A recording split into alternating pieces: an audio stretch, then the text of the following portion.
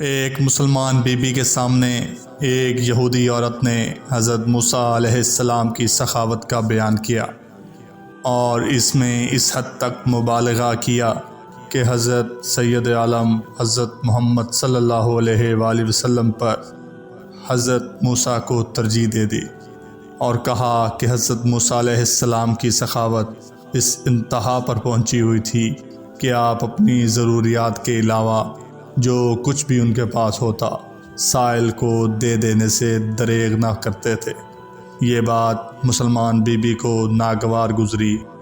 اور اس نے کہا انبیاء علیہ السلام سب صاحب فضل و کمال ہیں، حضرت موسیٰ علیہ السلام کے جود و سخا میں بھی کوئی شبہ نہیں، لیکن سید کونین حضرت محمد مصطفیٰ صلی اللہ علیہ وآلہ وسلم کا مرتبہ سب نبیوں میں اعلیٰ ہے۔ اور یہ کہہ کر اس نے چاہا کہ یہودی عورت کو حضرت محمد مصطفیٰ صلی اللہ علیہ وآلہ وسلم کے جود و کرم کی آزمائش کرا دی جائے۔ چنانچہ اس مسلمان عورت نے اپنی چھوٹی بچی کو بارگاہ نبوت میں بھیجا کہ حضور اکرم صلی اللہ علیہ وآلہ وسلم سے قمیض مانگ لائے۔ اس وقت حضور صلی اللہ علیہ وآلہ وسلم کے پاس ایک ہی قمیض تھی جو آپ نے زیب تن کی ہوئی تھی۔ آپ صلی اللہ علیہ وآلہ وسلم نے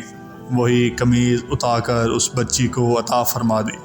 آپ صلی اللہ علیہ وآلہ وسلم اپنے گھر اقدس میں تشریف لے آئے اور شرم سے باہر تشریف نہ لے گئے، یہاں تک کہ اذان کا وقت ہو گیا۔ اذان ہوئی، صحابہ نے انتظار کیا مگر رسول پاک صلی اللہ علیہ وآلہ وسلم تشریف نہ لائے، تو صحابہ کو آپ کی فکر ہوئی اور حال معلوم کرنے کے لیے آپ کے گھر حاضر ہوئے، تو آپ صلی اللہ علیہ وآلہ وسلم کو دیکھا کہ حضور پر نور حضرت محمد مصطفیٰ صلی اللہ علیہ وآلہ وسلم کے جسم اطہر مبارک پر قمیض ہی نہ تھی۔ اس صورتحال پر قرآن پاک کی یہ آیت کریمہ نازل ہوئی، اپنا ہاتھ اپنی گردن سے بندھا ہوا نہ رکھ اور نہ اسے بالکل ہی کھول دے کہ پھر ملامت کیا ہوا درماندہ بیٹھ جائے۔